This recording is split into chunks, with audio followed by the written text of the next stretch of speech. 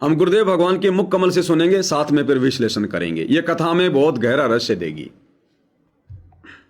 जैसे आपको उदाहरण दिया जाता है सत्संग के माध्यम से, एक गांव के बाहर दो साधक साधना कर रहे थे। एक 40 साल से बैठा था, आयु 60 के आसपास हो चुकी थी। दूसरा 4 वर्ष से साधना करने लगा था, वो भी घर त्याग कर बाहर आश्रम बना रखा था। तो बच्चों, वैसे तो साधना दोनों की ही शास्त्र विरुद्ध थी। पिछले संस्कार से प्रेरणा इतनी प्रबल हो जाती है कि आत्मा भगवान की तरफ तड़प जाती है, उसको खोज के लिए निकल पड़ती है, और जैसा कोई मार्गदर्शन मिलता है उसी अनुसार अपना सारा जीवन कुर्बान कर देती है।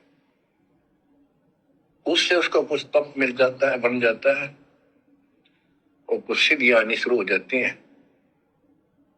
उससे उसका वह बोलबाला हो जाता है। फिर उसकी मृत्यु के बाद वह एक यादगार बना दी जाती है। वो नरभाग आप तो नरक में गया, आने वाले उस गांव की कई पीढ़ियों को भी नरक भेजने का सामान तैयार कर गया। क्या कह रहे हैं गुरुदेव भगवान। और इस गूढ़ रहस्य को ना समझकर वर्तमान में 99.99% दुनिया धोखा खा रही है। क्योंकि आज इस पूरी पृथ्वी पर सत भक्ति तो केवल सतगुरु रामपाल जी के भगत कर रहे हैं। बाकी दुनिया तो अनुपासना कर रही है, कोई ब्रह्मा विष्णु महेश की, कोई देवी देवताओं की, कोई अपने गांव नगर खेड़े की, कोई भूत प्रेत की, कोई माता जी की। अब गुरुदेव क्या कहना चाह रहे हैं कि वर्तमान में जो व्यक्ति शास्त्र अनुकूल सत भक्ति नहीं कर रहा है, और शास्त्र अनुकूल सत भक्ति केवल सतगुरु रामपाल जी के चरणों में है और संसार में कहीं नहीं है। इसके अलावा जो भी व्यक्ति जिसकी भी भक्ति कर रहा है और उनके घर में मान लो ठाठ भी हो रहे हैं, बड़ी बड़ी फैक्ट्रियां भी हैं, कोई मंत्री पद पे है, कोई प्रधानमंत्री भी है, कोई मुख्यमंत्री भी है, बड़े बड़े लोग, बड़ी बड़ी हस्तियां भी हैं, और वो लोग देवी देवताओं की भक्ति कर रहे हैं। कोई मुसलमान धर्म में, कोई सिख धर्म में, कोई जैन धर्म में, कोई ईसाई धर्म में, कोई अपनी परंपरागत पूजा पाठ कर रहा है, कोई अपने बाप दादाओं की कोई पूजा कर रहा है, उनके श्राद्ध निकाल के। लाभ उनको भी हो रहे हैं। और वो आत्मा सोच रही है कि हम जो वर्तमान में भक्ति कर रहे हैं, इस भक्ति से हमें वर्तमान में सारे सुख हो रहे हैं, सारे लाभ हो रहे हैं। मेरा बट्टा नौकरी लग गया, मेरा बड़ा मकान बन गया, घर में बड़ी गाड़ी आ गई, बड़ी मैंने जमीन ले ली, मैंने जो है बड़ा मैंने बिजनेस खोल लिया, मैंने फैक्ट्री लगा ली, पैसे की कोई कमी नहीं है, फार्म हाउस खरीद लिया, मंत्री बन गया, विधायक बन गया। और वो अपने अपने उन इष्ट देवताओं की पूजा, स्वामणी, भंडारा, कि हमें सब कुछ इन्हीं से मिल रहा है।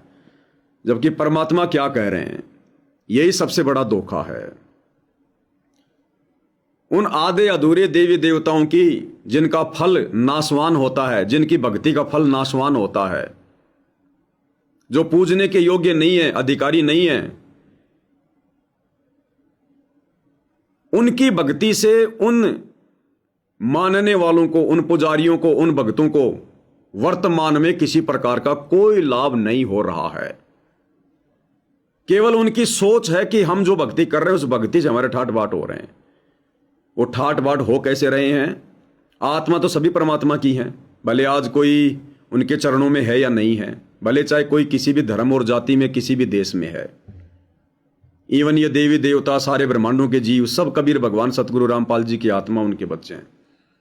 तो जब कभी वो आत्माएं पूर्व जन्म में, जब उनको मनुष्य जन्म था स्त्री या पुरुष का, वो परमात्मा कबीर जी की शरण में रही हैं। सतगुरु रामपाल जी की भक्ति उन्होंने थोड़ी बहुत किसी न किसी जन्म में अवश्य की है। ये प्रथम नाम का जाप, शतनाम का जाप, दान धर्म यज्ञ उन्होंने जरूर किए हैं। उन जन्मों में उस सत भक्ति के प्रतिफल में उनका जो भक्ति धन है वो उनके अकाउंट में जमा हो जाता है। और आगे चलकर जब फिर कभी उनको मनुष्य जन्म मिलता है स्त्री या पुरुष का, और जैसे भी उनके ठाट बाट होते हैं, वो ठाट बाट उनकी पिछले जन्म की भक्ति के कारण होते हैं, जो भक्ति उन्होंने जो है परमात्मा जी की होती है। लेकिन आगे उनको ये तत्व ज्ञान ना होने से, सच्चा गुरु ना मिलने से, वो फिर देखा देखी अपनी उसी जो है परंपरागत पूजा में लग जाते हैं। घर में जन्म लिया, उसने देखा कि बचपन से ही देवी देवताओं की पूजा हो रही है, कोई मंदिर में जा रहा है, कोई मस्जिद में जा रहा है, वो भी बेचारे वही भक्ति करने लग जाते हैं। और जैसे उनके संस्कार आएंगे, उनको क्या मिलना है क्या नहीं मिलना है, उनको गरीब रहना या दुखी रहना है, वो उनके संस्कार से सब कुछ होता है, पिछली भक्ति से। और उनको लगता है कि हम जो भक्ति कर रहे हैं, मेरा परिवार जो भक्ति कर रहा है, इस भक्ति से हमें ठाट हो रहे हैं। उस भक्ति से ठाट नहीं हो रहे। अगर उसी भक्ति से ठाट होने होते जिस भक्ति से आप मान रहे हो कि मेरे घर में फैक्ट्री लग गई, मेरा बेटा नौकरी लग गया, बाकी दुनिया भी, आपका आड़ोसी पाड़ोसी भी वही भक्ति कर रहा है, और वो भक्ति करते करते उनकी दुर्गति हो रही है। आप ये सोच रहे हो कि इन देवताओं की भक्ति करने से मेरे घर में ठाट बाट हो गए, नौकरी लग गया, मैं मंत्री बन गया, तो बाकी दुनिया भी तो वही भक्ति कर रही है। आप जिस धर्म में हैं, जिस समाज में हैं, आपके समाज के लोग भी तो उन्हीं देवताओं की भक्ति कर रहे हैं। मुसलमान समाज के लोग भी तो उन्हीं अल्लाह मौलाओं की भक्ति कर रहे हैं, उन्हीं मजारों को पूज रहे हैं, वो चादर चढ़ा रहे हैं। तो वो सेम भक्ति करते करते बाकी लोगों की दुर्गति क्यों हो रही है? एक मुसलमान तो किसी देश का राष्ट्र अध्यक्ष बन के बैठा है, एक मुसलमान लेके हरी चादर अल्लाह के नाम पे दिए बाबा, अल्लाह के नाम पे दिए बाबा, भक्ति वो भी वही कर रहा है। एक हिंदू श्री ब्रह्मा विष्णु महेश की पूजा कर रहा है, गाड़ी में घूम रहा है, दूसरा हिंदू रेड लाइट पर दिए बाबा 2 रुपए देना बाबा, वो भी तो उन्हीं को पूज रहा है। अपने गले में उनकी फोटो डाल के शनि महाराज का लेके वो धुआं मारता हुआ। एक शनि महाराज का जो पुजारी है वो बड़ी बड़ी फैक्ट्री लगा के बैठा है, दूसरा रेड लाइट पर सारा दिन 10 ग्राम मिट्टी फाक रहा है, उसी शनि महाराज की मूर्ति लेकर धूप बत्ती लगा के 1-1 रुपये मांगता फिर रहा है। तो गुरुदेव हमें कहना यह चाहते हैं कि ये तुम्हारी बहुत बड़ी भ्रमणा है। तुम वर्तमान में सत भक्ति ना करके जो भी भक्ति कर रहे हो, उस भक्ति से तुम्हें कोई लाभ नहीं हो रहा। 0/0। ये तीनों देवता भक्ति के योग्य नहीं है, ये पूजा के योग्य नहीं है। गीता जी अध्याय 7 श्लोक नंबर 12 से 15 में इनको रिजेक्ट कर दिया गया है। ब्रह्मा विष्णु महेश की भक्ति करने वालों को 4 गालियां दी गई है। राक्षस स्वभाव को धारण किए हुए मनुष्यों में नीच दूषित कर्म करने वाले मूर्ख लोग हैं जो तीनों देवताओं की भक्ति करते हैं, रजगुण ब्रह्मा, शतोगुण विष्णु, तमोगुण शंकर। जब ब्रह्मा विष्णु महेश को रिजेक्ट कर दिया तो बाकी फिर ये नीचे के देवी देवता क्या है? फिर ये तो ऑटोमेटिक रिजेक्ट हो गए। तो वो भाई बहन अपने पूर्व जन्म की भक्ति को वर्तमान में खा रहे हैं, नष्ट कर रहे हैं, बर्बाद कर रहे हैं, और सत भक्ति वो कर नहीं रहे, क्योंकि सत भक्ति केवल सतगुरु रामपाल जी के पास है। तो उनका भक्ति धन धीरे धीरे धीरे धीरे खत्म होता जा रहा है, और एक दिन ऐसा आएगा वो बिल्कुल 0/0 हो जाएंगे। और अब वो समय आ चुका है 0/0 होने का, क्योंकि ये भक्ति युग है, परमात्मा धरती पर है। अब गुरुदेव का वचन है कि यदि वो लोग जो आज हमें आसमान में उड़ते हुए दिखाई दे रहे हैं, एक से एक, वो धनवान, वो पैसे वाला, वो मंत्री संतरी, बिजनेसमैन, आने वाले कुछ ही समय में जो आज हम भक्तों को आसमान में उड़ते दिखाई दे रहे हैं, जो सत भक्ति नहीं कर रहे, गुरुदेव कह रहे हैं मैं आपको उन्हें मिट्टी में मिलता हुआ दिखा दूंगा, मिट्टी में मिलता हुआ। और आज हम भाई बहन जो शास्त्र अनुकूल सत भक्ति सतगुरु से लेकर कर रहे हैं, आप और हमें परमात्मा कह रहे हैं कि तुम्हें आकाश में उड़ता हुआ दिखा दूंगा, आकाश में उड़ता हुआ। इतना डिफरेंस, इतना अंतर चंद समय में 2028 के आसपास युग परिवर्तन के दौरान ये ऑटोमेटिक होगा। सतगुरु का वचन है। साध वचन पलटे नहीं, पलट जाए ब्रह्मांड। अगर सतगुरु की ये वाणी फैल हो गई तो कोई भक्ति नहीं करेगा, ये अवश्य होके रहेगा। तो वो दोनों भगत, एक 40 साल से भक्ति कर रहा था, एक 4 साल से भक्ति कर रहा था, वो डले ढो रहे थे। उस समय वो शास्त्र विरुद्ध साधना कर रहे थे। अब भाइयों और बहनों, क्योंकि ये ठीक का समय है, अब सारी बातें अब ये क्लियर करनी पड़ेंगी। अब वो 2 भगत कौन थे? जो 40 साल से भक्ति कर रहा था वो कौन था, और जो 4 साल से भक्ति कर रहा था वो कौन था? जो 40 साल से साधना कर रहा था वो था उस जन्म में जो वर्तमान में सतगुरु रामपाल जी का छोटा भाई है महेंद्र। जो उस समय 40 साल से भक्ति कर रहा था ना, वो सतगुरु रामपाल जी का छोटा भाई था महेंद्र। और जो 4 साल से भक्ति कर रहा था वो था ये पवन दास। ये मैं अपनी तरफ से नहीं बोल रहा, ना मेरे को कोई दिखाई दे रहा कि मेरा कोई मेरी कोई दृष्टि कोई ऑन हो गई हो। ये सतगुरु रामपाल जी ने बोल रखा है। हिसार जेल से जो 9 पेज का एक लेटर आया था गुरुदेव भगवान का, उसमें गुरुदेव ने ये बात संकेत में लिखी हुई है। उस लेटर पे मैं फिर कभी एक बार पूरा अच्छा सा वीडियो बनाऊंगा। तो उस समय वो 2 भगत, क्योंकि ये घटनाएं परमात्मा जानबूझ के घटित करवाता है। देखो, आज से पहले जितनी बार भी परमात्मा धरती पर आए हैं उन्होंने सत्संग नहीं किए। हम उनको सत्संग नहीं कह सकते। ज्ञान तो दिया करते थे परमात्मा। सत्संग का क्या मतलब होता है? जिसमें पूर्ण सत्य हो। तो पूर्ण सत्य बात तो सृष्टि रचना के विषय में, सतलोक के विषय में परमात्मा ने आज से पहले कभी किसी को बताई नहीं। धर्मदास मेरी लाख दुहाई, मूल ज्ञान कहीं बाहर ना जाई। तो जब मूल ज्ञान ही नहीं दिया तो फिर सत्संग कहां हो गया? आधा दोरा ज्ञान कोई सत्संग थोड़ी होता है। तो सतयुग, त्रेता, द्वापर और कलयुग का प्रथम चरण परमात्मा ने सत्संग किए नहीं। परमात्मा ने घटनाओं को जन्म दे देकर उदाहरण पेश करके मालिक ने आप और हम कलयुग की पिछली पीढ़ी वालों के लिए सत्संग तैयार किए।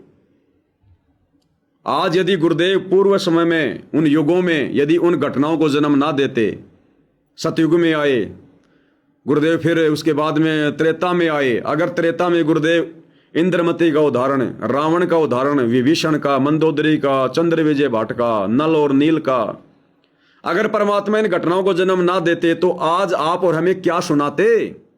हमें कैसे विश्वास होता?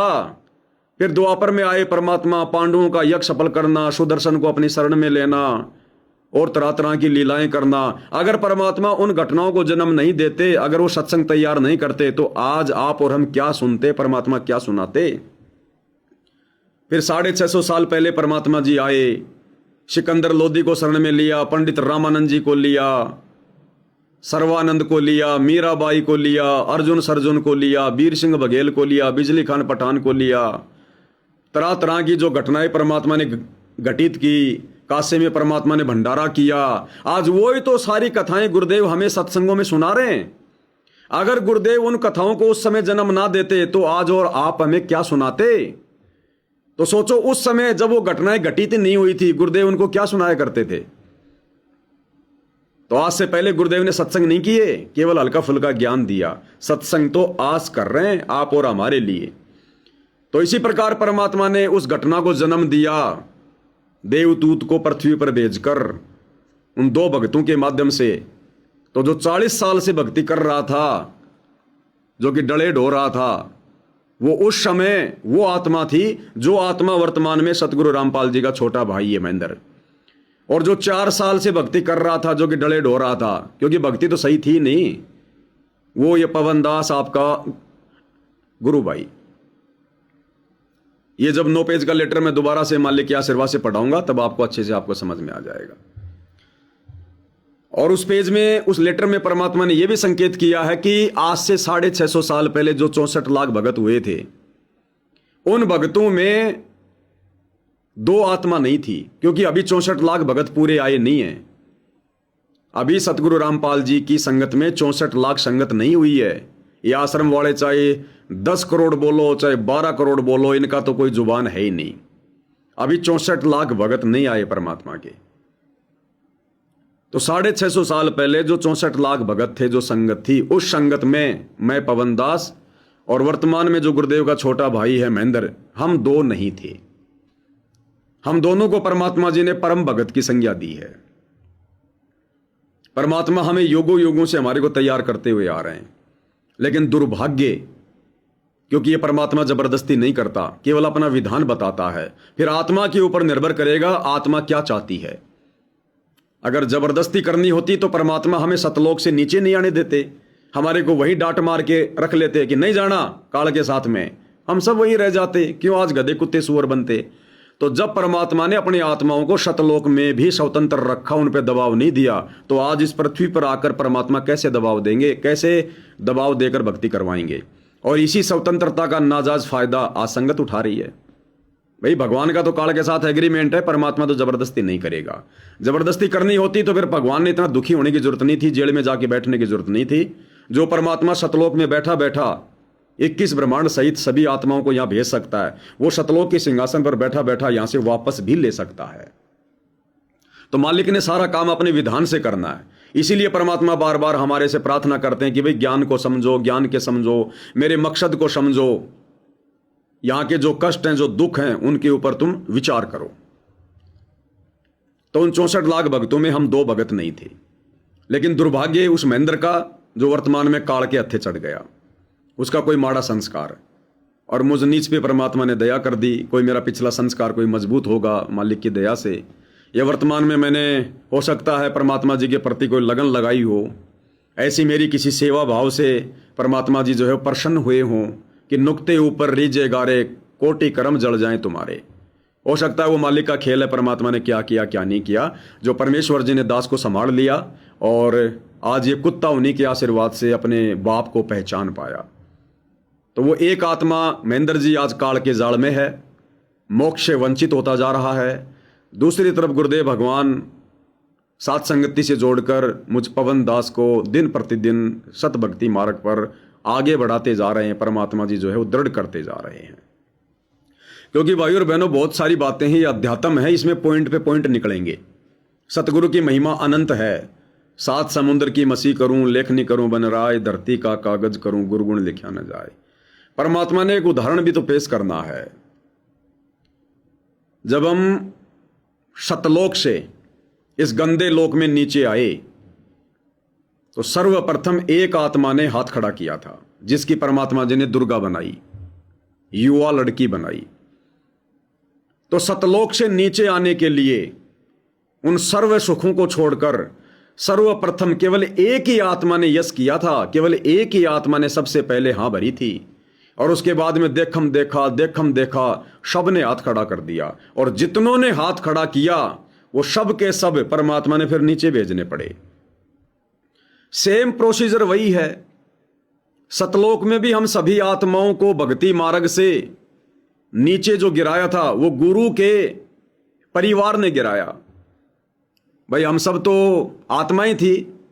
परमात्मा ने सबसे पहले अपने जिन विशेष अंशों को अपने वचन से जो पैदा किया वो कौन थे? उनके पुत्र थे। उसके बाद में अक्षर पुरुष था, ये काल था जिसको परमात्मा ने अपने वचन से पैदा किया, ये भी परमात्मा का बेटा था। तो सतलोक से हमें नीचे परमात्मा के परिवार ने गिराया, उनके बेटे ने हमारे को नीचे गिराया। वहां तपस्या का ढोंग करके, भक्ति विरुद्ध काम करके, जो सतलोक की मर्यादाओं में नहीं था, जो वहां के संविधान में नहीं था।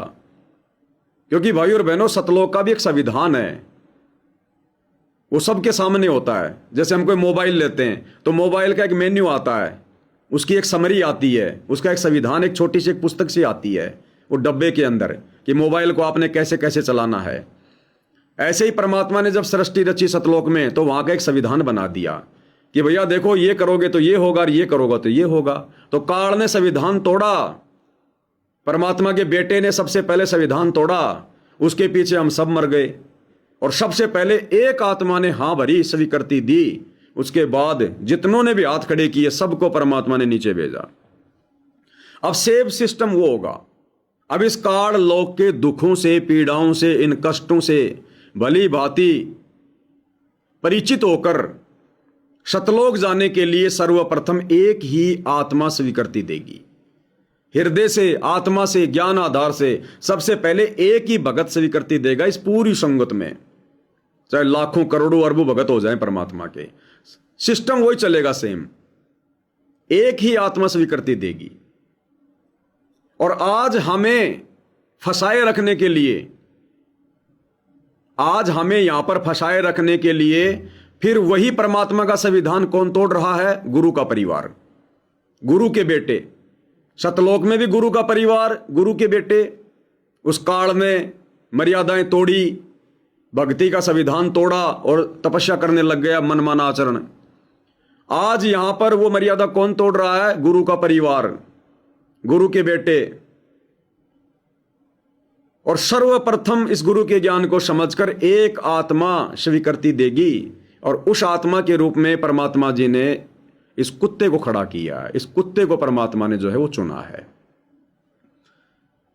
और वैसे तो हम सभी का सौभाग्य कि हम परमात्मा की शरण में हैं, लेकिन आप भाई बहनों का सौभाग्य कि परमात्मा जी ने हमें साध संगति बख्शी, अच्छे भक्तों की संगति हमारे को जो है वो बख्शी। तो सर्वप्रथम भी काल लोक से बाहर निकालने के लिए परमात्मा एक आत्मा को तैयार करेगा। तभी तो आप जी देख रहे हो भाई और बहनों, मेरी क्या औकात, मेरी क्या बिशात। मैंने तो नाम भी 2013 में लिया। ना मैं ऐसा कोई पैसे वाला, ना मेरे कोई ज़मीन, ना कोई मकान, ना मेरे रिश्तेदार कोई अरबपति कोई खरबपति। जयपुर में किराए के मकान में पड़ा हूं। तो परमात्मा सर्वप्रथम अपनी तरफ से एक आत्मा को तैयार करता है। और जितनी भी भक्ति क्रिया जो आप जी वर्तमान में देख रहे हैं, जो गुरु जी के सत्संगों में प्रमाणित है, लेकिन कोई समझ नहीं पा रहा था कि वास्तव में क्या हमें गुरु जी की आरती उतारनी चाहिए, गुरु जी को ही भोग लगाना चाहिए, गुरु जी का ही जयकारा लगाना चाहिए, गुरु को ही दंडोत करना चाहिए। गुरुदेव के सत्संगों में से कितने प्रमाण दे दिए कि ये दाढ़ी मूछ वाली फोटो नकली है, गुरु जी असली भगवान है, परमात्मा है। गुरु के परमात्मा होने के विषय में दे दिए सारे प्रमाण। ये सारा सब कुछ क्यों हो रहा है? ये किसी जीव के बस की बात नहीं है। इसमें मेरा कोई श्रेय नहीं है, मेरा कोई बुद्धि स्तर का मामला नहीं है। ये परमात्मा उन्हीं घटनाओं को सेम टू सेम घटित करेगा हमें वापस सतलोक ले जाने के लिए। मालिक को पता था कि इन सबके मन में दोष आ गया, लेकिन सारे के सारे हां भरने को तैयार नहीं थे। इसलिए परमात्मा ने जानबूझकर एक आत्मा के अंदर ये प्रेरणा की कि बेटा हाथ खड़ा कर दे, ताकि ये बाकी भी हाथ खड़ा कर दें। इसी प्रकार अब आत्माओं की सतलोक जाने की जिज्ञासा है, लेकिन कोई समझ नहीं पा रहा, पूरा विश्वास नहीं हो पा रहा अपने गुरु पर कि गुरु कोई परमात्मा माने तो कैसे माने, फिर क्या करें उनकी मेहर प्राप्त करने के लिए, उनको रिझाने के लिए हम क्या क्या करें। चाह सब रहे थे, लेकिन विधि का पता नहीं था। मैं भी उसी लाइन में था। तो परमात्मा ने मुझे पकड़कर, जैसे वहां पर उस एक आत्मा को परमात्मा ने सबसे पहले प्रेरणा करके हाथ खड़ा जो है वो करवाया। अब ऐसे परमात्मा ने उन आत्माओं में से मुझे निकालकर सामने खड़ा कर दिया साथ संगति के लिए कि भाई ऐसे ऐसे हम गुरु को भगवान मानेंगे, ऐसे ऐसे हम गुरु को ही परमात्मा मानेंगे, गुरु को ही प्रसन्न करेंगे। हमारा तो गुरु सब कुछ है, हमारा तो गुरु के अलावा कुछ नहीं है। तो जानबूझ के परमात्मा जी ने इस कुत्ते पे दया करके, ताकि सबसे पहले मैं सतलोक जाने की तैयारी करूं, मैं रुचि बनाऊं सतलोक जाने की। फिर पीछे पीछे पीछे पीछे आप जी देख रहे हो भाई और बहनों, आज हजारों की संख्या में भाई बहनों ने हाथ खड़े कर दिए कि भैया हमें सतलोक जाना है। हम इन सतलोक आश्रमों में नहीं जाएंगे जब तक हमारा गुरु नहीं है। हम काल के जाल में ये भटकना और भ्रमणा वाला खेल नहीं खेलेंगे। और घर बैठकर भक्ति कर रहे हैं बिना आश्रम के, बिना किसी कोऑर्डिनेटर के, कोई ऑब्जेक्शन नहीं, और घर बैठ के मर्यादा निभा रहे हैं। और ये आत्माएं सतलोक आश्रमों में जा जाकर भी आत्माएं मर्यादा नहीं निभा पा रही। यानी हजारों भक्तों की संगति उन आश्रमों में, उसके बाद भी कोई मर्यादा में नहीं है। और यहां साथ संगति में घर बैठे आत्मा मर्यादा निभा रही हैं, दृढ़ होती जा रही हैं, सतलोक के अलावा कुछ दिखाई नहीं दे रहा। तो ये सेम टू सेम वो प्रोसीजर है भाई और बहनों। तो इसमें कोई छोटा बड़ा समझने की बात नहीं है। ये बताना मेरा फर्ज है, क्योंकि जो मुझे परमात्मा प्रेरणा करेगा वो बातें बताना मेरा धर्म है। बाकी मैं तो खुद दो कोड़ी का जीव हूं, मेरी कोई औकात नहीं है। अगर भगवान मेरे ऊपर दया नहीं करते तो किसी और पे करते। किसी ने किसी को तो भगवान ने खड़ा करना ही था, तो उसमें उसका श्रेय थोड़ी है। 650 साल पहले जैसे परमात्मा जी ने भैंसे राम को आशीर्वाद दे दिया कि भाई भैंसा राम पंडित जी को वेद मंत्र सुना दे, तो वहां और भी तो जानवर थे, और भी तो भैंसे होंगे, अकेला थोड़ा चल रहा था। अब वो बाकी भैंसे कहें कि यार तू तो बहुत ज्यादा अपने आप में घमंडी हो गया है, ज्यादा हिंदी बोलनी आ गई तेरे को। अब भैंसे राम की क्या औकात बेचारे की है, अब वो क्या जवाब दे उन बाकी भैंसों को। तो इसमें भैंसे का कोई रोल नहीं है, इस पवन दास का कोई रोल नहीं है।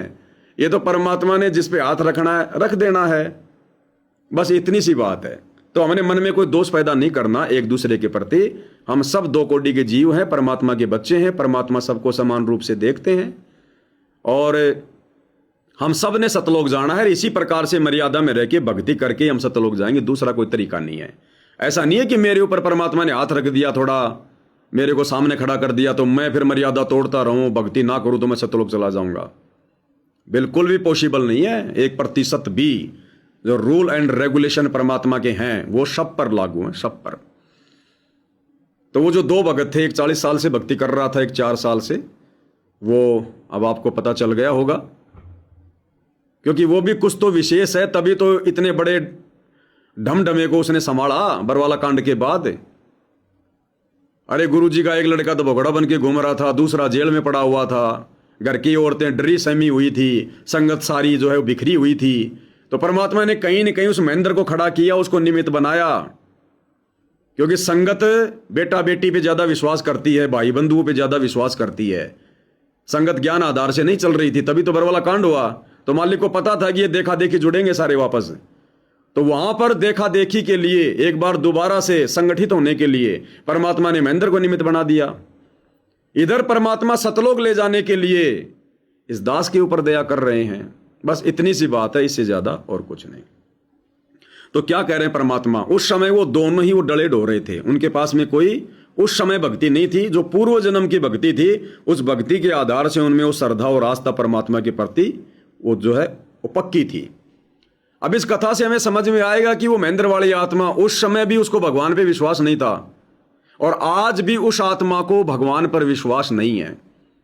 और उस 4 साल वाले भगत को उस समय भी भगवान पे दृढ़ विश्वास था, और आज आप जी भाई और बहनों देख ही रहे हो, बताने की जरूरत नहीं है। तो क्या कह रहे हैं परमात्मा, आने वाली पीढ़ियां उसी को मत्था टेक टेक के उस कब्र पे, उसकी मूर्ति पे, और अपनी मनोकामना पूर्ण करवाती है। होता किसी का कुछ नहीं, पर वो भावना बन जाए, देखा देखा वैसे सूत बैठ जाए, दाव लग जाए, स्वाभाविक।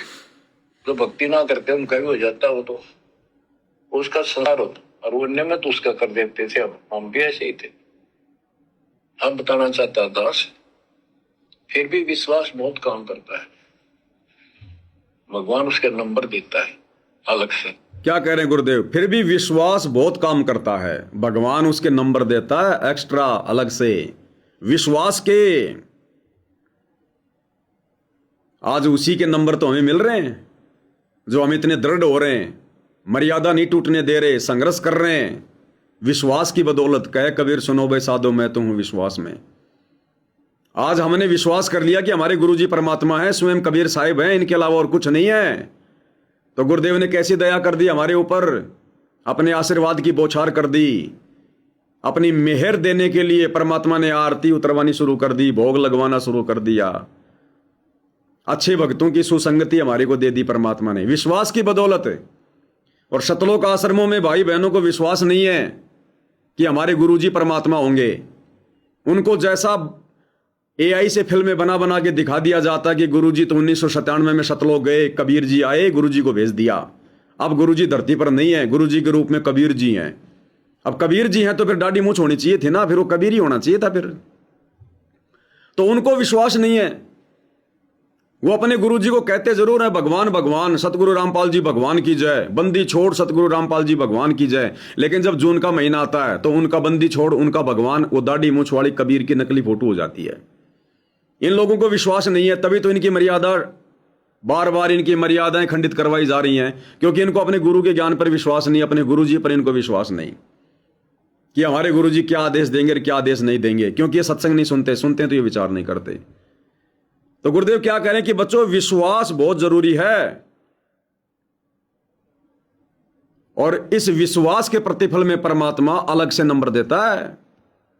तो आज विश्वास के कारण जो हम सत्सेवक भाई बहनों ने किया अपने गुरु पर, इस भक्ति पर, इस विश्वास के कारण ही आज भाई और बहनों हम शतलोक जाने की लाइन में हैं। क्या कह रहे हैं मालिक, फिर भी विश्वास बहुत काम करता है, भगवान उसके नंबर देता है अलग से नंबर देता है।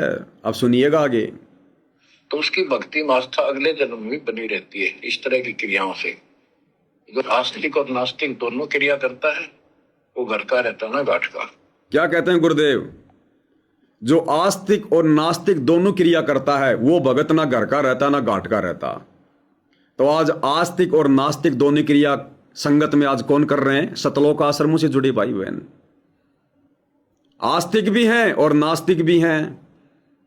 8 सितंबर को तो ये लोग आस्तिक बन जाते हैं कि सतगुरु रामपाल जी भगवान, सतगुरु रामपाल जी भगवान, और जून के महीने में ये नास्तिक बन जाते हैं कि वो कागज का टुकड़ा भगवान, कागज का टुकड़ा भगवान। अरे कागज का टुकड़ा भगवान होता है क्या, जो ना चल रहा, ना बोल रहा, ना आशीर्वाद दे रहा, ना नाम दे रहा, ना ज्ञान सुना रहा। वो कागज का टुकड़ा जून के महीने में संगत को भगवान लगने लगता है, वहां तो ये नास्तिक हो जाते हैं, जिंदा भगवान को भूल जाते हैं। जो हमें ज्ञान दे रहा, नाम दे रहा, हमारे सौ काम कर रहा, उस गुरु को तो ये भूल जाते हैं जून के महीने में, और कागज के टुकड़े को ये भगवान मान लेते हैं। और जब 8 सितंबर आता है कि गुरु जी का अवतरण दिवस, गुरु जी का अवतरण दिवस है, तो लड्डू जलेबी बर्फी के चक्कर में ये आस्तिक बन जाते हैं कि गुरु जी भगवान, गुरु जी भगवान। सत्संग सुनते हैं, कहीं बात चलती है तो कहते हैं कि हमारे गुरु जी राजनीति से दूर हैं, हमारे गुरु जी अपने भक्तों को राजनीति से दूर रखते हैं, राजनीति करने वालों को गुरुजी नाम भी नहीं देते। और जब गुरु का परिवार पीला पर्चा निकाल देता है कि बीजेपी को वोट डालना है, कांग्रेस को वोट डालना है, बीजेपी का सपोर्ट करना है, कांग्रेस का सपोर्ट करना है, मुख्यमंत्री की रैली में जाना है या प्रधानमंत्री की रैली में जाना है, तो ये नास्तिक बन जाते हैं। इनको विश्वास नहीं है कि हमारे गुरुजी क्या आदेश देंगे और क्या आदेश नहीं देंगे, फिर ये रैलियों में धक्के खाने लग जाते हैं। तो गुरुदेव कहते हैं जो आस्तिक और नास्तिक दोनों भूमिका करते हैं, वो ना घर के रहते ना घाट के, वो भगत नहीं है। फिर वो क्या कह रहे परमात्मा, ध्यान से सुनो। तो उसकी भक्ति में आस्था अगले जन्म में बनी रहती है इस तरह की क्रियाओं से। सुनिए, जो आस्तिक और नास्तिक दोनों क्रिया करता है, वो घर का रहता ना घाट का। जो आस्तिक और नास्तिक दोनों क्रिया करता है, वो ना घर का रहता ना घाट का। तो ये आश्रम वाले दुनिया को तो ज्ञान देते हैं कि हमारे गुरुजी राजनीति पसंद नहीं करते, और जब आता है राजनीति का समय तो उसी गुरु का नाम लेके पीला पर्चा निकाल के ये खुद भी राजनेताओं के पीछे दौड़ते रहते हैं, संगत को भी उनकी रैलियों में धक्के खिलाते रहते हैं। तो ये आस्तिक और नास्तिक दोनों हैं। तो ये ना घर के ना घाट के। आस्तिक कौन है? साध संगति से जुड़े भाई बहन, जिनका एक ही टारगेट है, संसार से मुंह मोड़ के सतलोक जाने की तैयारी करना। हम वही करते हैं जितना हमारे गुरुदेव ने हमें बताया है, समझाया है, जितना सत्संगों में सुनाया है, जितना उनकी आज्ञा है, उनका आदेश है। इससे ज्यादा हम एक कदम भी बाहर नहीं चलते, एक कदम भी।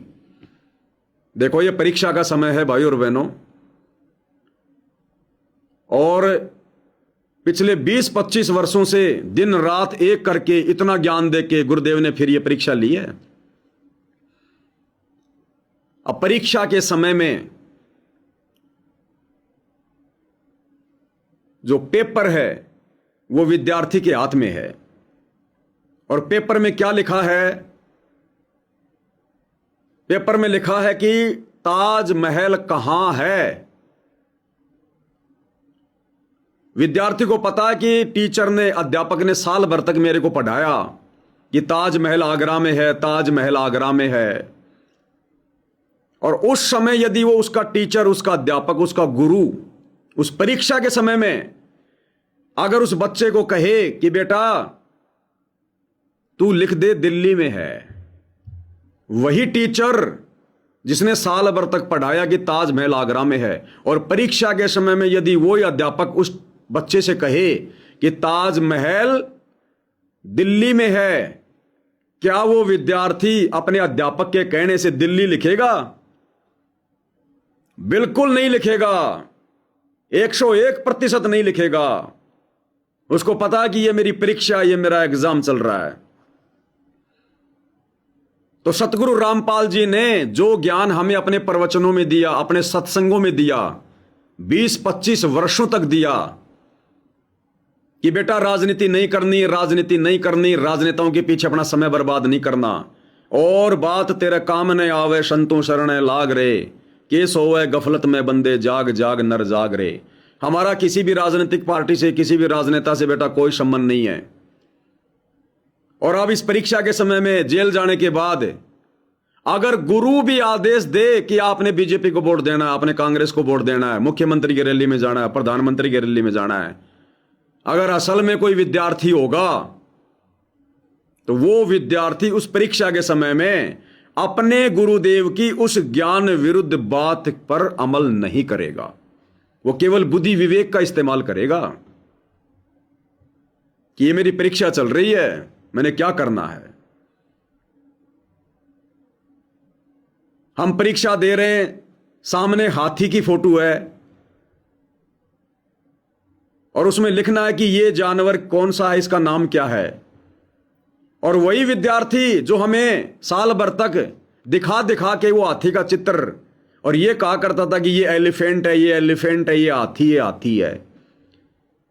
और वही अध्यापक, वही गुरु अगर उस परीक्षा में उस बच्चे से कहे कि बेटा इस हाथी के नीचे लिख दे ऊंट, कि ये ऊंट है, अगर वो विद्यार्थी होश में है, अगर उसने वो पढ़ाई ढंग से उसने पढ़ी है कि वो जानवर क्या है, क्या उस परीक्षा के समय में उस टीचर के कहने से क्या वो बच्चा हाथी के नीचे ऊंट लिख देगा? बिल्कुल नहीं लिखेगा। तो आप और हम भाई बहनों का ये वो परीक्षा वाला समय चल रहा है। अगर ये तमाम प्रकार के उल्टे आदेश जो सतलोक आश्रम वालों के द्वारा दिए जा रहे हैं पीले पर्चों में निकालकर या गुरुजी की आवाज में ऑडियो वीडियो सुनाकर, अगर ये वास्तव में हिसार जेल से गुरुजी भी दे रहे हैं तो भी भाई और बहनों आप और हमारी परीक्षा है। हमने इस परीक्षा में वही लिखना है जो गुरुजी ने सन 1994 से लेकर 2014 तक जो हमें अपनी पुस्तकों से पढ़ाया, जो सृष्टि रचना से बताया, जो सत्संगों के माध्यम से बताया। क्योंकि ये परीक्षा है, परीक्षा। आज ही हजारों की संख्या में सत्सेवक भाई बहन मुझ पवन दास को गुरुद्रोही मानने को तैयार क्यों नहीं है? लाखों की संगत मेरे से नादानी में नफरत करती है, मेरा नाम लेने से वो डरती है। सतलोक आश्रमों से जुड़ी संगत आज काल और दुर्गा से भी इतना भय नहीं मानती, इतना नहीं डरती जितना मुझ पवन दास के नाम से और मेरी शक्ल से डरती है। अपने मोबाइल से भी मेरे नाम गांव पते सब हटा दिए, मेरा फेसबुक का पेज वगैरह सब डिलीट करवा दिए, ब्लॉक करवा दिए। संगत में लोग मेरा नाम भी नहीं लेते। एक भगत जी बता रहे थे कि मैं सतलोक आश्रम में गया 2022 की जब ये परीक्षा, तो साथ संगति से कुछ भाई बहन आश्रमों में चले गए थे। तो वो भाई भी चला गया आश्रमों में, और आश्रमों में जाकर जब भाई उसे मिले आश्रम वाले और भगत कि भाई तू कहां से आया है भगत जी, कहां के हो? तो उसने बताया भैया मैं साथ संगति से जुड़ा हुआ था और अब पवन दास जेल चला गया तो मैं आश्रम में आ गया। तो उसने कहा कि भगत जी ये क्या कर रहे हो, उसका नाम नहीं लेना, हवा सिंह बोलो, हवा सिंह, कि मैं हवा सिंह के साथ में जुड़ा हुआ था। मतलब हवा का दूसरा नाम है पवन, हवा कह दो चाहे पवन कह दो। बोला भगत जी उसका नाम मत लो, नाम खंड हो जाएगा, गुरुजी का आदेश है, हवा सिंह बोल दो, हवा सिंह। भाई और बहनों, ये संगत काल और दुर्गा से भी इतना खोप नहीं खाती, इतना नहीं डरती जितना मुझ पवन दास के नाम से डरती है। मुझे पवन दास नहीं कहते, हवा सिंह कहते हैं। हवा सिंह कहने का मतलब लोग समझ जाएंगे कि ये पवन दास के बारे में बात कर रहा है।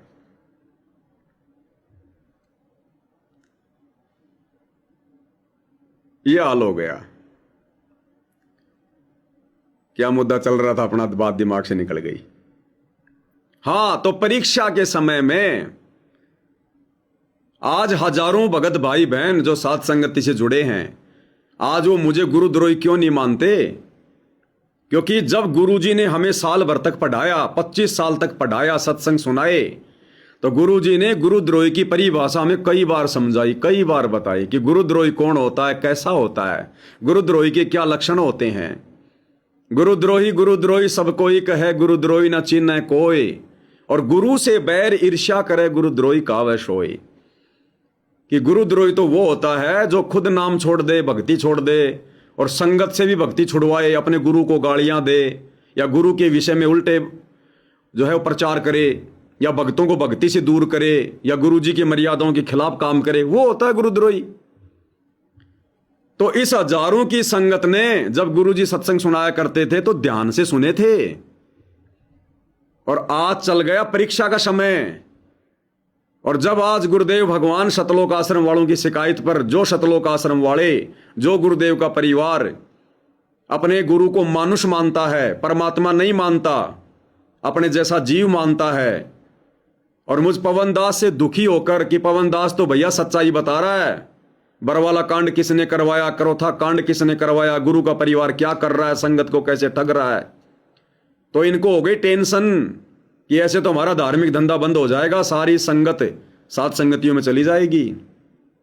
और इनके कहने से संगत मान नहीं रही थी। बरवाला कांड के बाद इन्होंने सारे यत्न कर लिए, गुरु के परिवार ने, गुरु के भाई ने, सब ने, कोऑर्डिनेटरों ने संगत रुक नहीं रही थी। साध संगतियों में 2-2, 3-3 हजार भगत आने लग गए थे, उमड़ उमड़ के आने लग गए थे, इनके कुक्रम देखकर, सारे प्रमाण देखकर। और इनके कहने से कोई असर नहीं पड़ रहा था, इनके वचन में कोई शक्ति नहीं है, आज भी नहीं है। तब इन्होंने गुरुजी की आड़ लेनी शुरू की कि संगत हमारे कहने से नहीं मान रही, क्योंकि भक्ति तो इनके पास है नहीं भाई और बहनों, इनके वचन में कोई पावर तो है नहीं। तब इन्होंने फिर गुरुजी के पास हिसार जेल में जाकर मेरी झूठी शिकायत कर दी। गुरुजी, पवन दास ने भक्ति छोड़ दी, भक्तों से भी भक्ति छुड़वा रहा है। गुरुजी, उसने तो अलग से कोई साथ संगति शुरू कर दी, कोई आश्रम खोल दिया, वो संगत को नाम दे रहा है। यानी गुरुजी के सामने गुरु को मानुष मानकर मुझ पवन दास के विषय में ऐसी ऐसी बातें बताई, जो बातें ये साबित करती है कि ये कार्य करने वाला भगत गुरुद्रोही होगा। तो गुरु तो भैया परीक्षा ले रहा है ना। तो गुरु ने कहा कि ठीक है भाई, देखो मैं तो जेल में बैठा हूं, मेरे को तो पता नहीं बाहर क्या चल रहा है, तुम बता रहे हो तो ठीक है भाई। अगर वो इस प्रकार से भक्ति छोड़ के मेरे भक्तों को गुमराह कर रहा है, ऐसे ऐसे कर रहा है, तो भाई वो तो गुरुद्रोही हो गया, फिर वो मेरा भगत नहीं, मेरा शिष्य नहीं। इस बात को बाहर आकर इन लोगों ने संगत में पारित कर दिया कि गुरुजी का आदेश आ गया, पवन गुरुद्रोही, पवन गुरुद्रोही। गुरुजी ने पवन को गुरुद्रोही घोषित कर दिया। अब ये संगत की परीक्षा थी भाई, गुरु ने ज्ञान दिया तो परीक्षा भी ठोक के लेगा। अरे सन 1994 से लेकर 2014 तक समागम के दौरान जो गुरुजी हर संडे को खीर खिलाया करते थे, वो फोकट में खिला रहे थे क्या? परीक्षा भी दबा के लेगा। अगर खीर अगर खिला के खिलाइए, अगर दबा के खिलाइए तो परीक्षा भी दबा के लेगा। अपनी रातें काली करके, दिन का चैन खोकर, लोगों से गालियां खा खा के गुरु ने 25 साल तक पहले ज्ञान दिया है, अब परीक्षा भी ठोक के लेगा। तो इन लोगों ने संगत में यह कर दिया जी, पवन गुरुद्रोही हो गया, गुरुजी का आदेश आ गया, देखो गुरुजी की ऑडियो आ गई। अब गुरुजी तो ऑडियो वीडियो में वही बोलेंगे ना, जो आश्रम वालों ने मेरे प्रति गुरुजी को, जो आम व्यक्ति मानकर जो उनको बहलाया है, उनको फुसलाया है, क्योंकि ये जीव मानते हैं गुरुजी को कि हमारे कहने से गुरुजी मान जाएंगे। गुरुजी को क्या पता बाहर क्या हो रहा है। इसलिए गुरुजी मुझ पवन दास के विषय में वर्तमान में इस परीक्षा के समय में, वे तो अंतर्यामी है, जानी जान है, सब कुछ है। मुझ कुत्ते को भी खड़ा करके सेवा उन्होंने दी है, आशीर्वाद उन्हीं का है। लेकिन परीक्षा चल रही है भाई, अपने परिवार के कहने पर कि ये कितना नीचे और गिर सकते हैं, कितना ये मुझे मानुष मानकर और ये झूठी सीधी शिकायतें ये लेके आएंगे। उस आधार से गुरुजी ने कह दिया, ऑडियो वीडियो में कह रहे हैं कि पवन गुरुद्रोही है, मैंने गुरुद्रोही घोषित कर दिया। नो डाउट, हमें तो पता है सारे खेल का, इसलिए हमारे मन में कोई दोष नहीं हमारे गुरुजी के प्रति, और दोष नहीं है तो आगे से आगे बढ़ रहे हैं। तो इस प्रकार से इन्होंने मेरे को गुरुद्रोही घोषित करवा दिया और संगत में बात फैला दी गई। अब जिन्होंने गुरुदेव के सत्संग ध्यान से नहीं सुने थे, जैसे आपने अभी एक वीडियो में देखा, नित्य नियम चल रहा है, संगत रजाई ओढ़ के सो रही है, ऐसे ही जो लोग जिस समय गुरुजी आश्रमों में थे, गुरुजी सत्संग किया करते थे, उस समय जो लोग इधर उधर की बातें किया करते थे, राजनीति की बातें करते थे, अपने बच्चों के रिश्ते की बातें करते थे, ध्यान नहीं दिया करते थे, नींद के लटके झटके लिया करते थे, अब आज उनको कैसे समझ में आएगा कि गुरुद्रोही क्या होता है?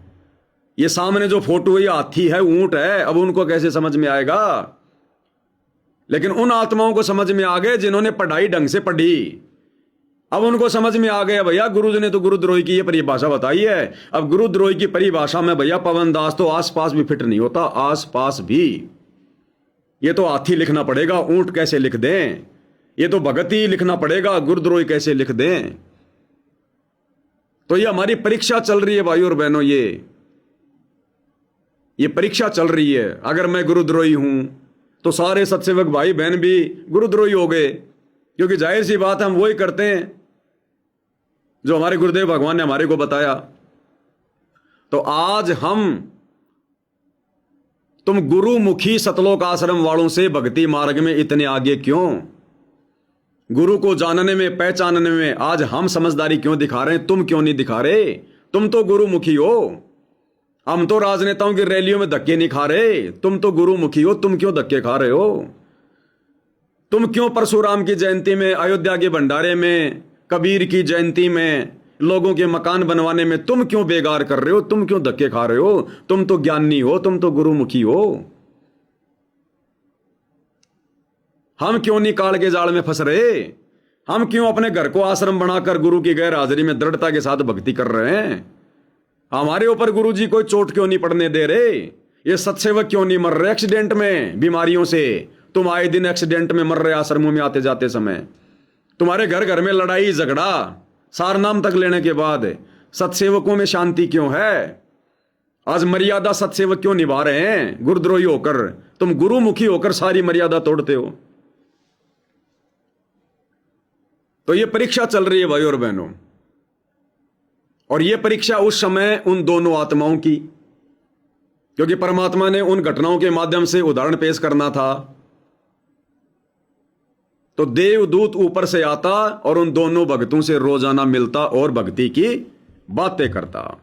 एक देवदूत आया करता था ऊपर से, विष्णु जी के लोक से, और वो आकर के उन दोनों भक्तों से काफी देर तक चर्चा परमात्मा की करता था। प्रश्न करते रहते थे, भगवान ठीक है, वहां की व्यवस्था कैसी है?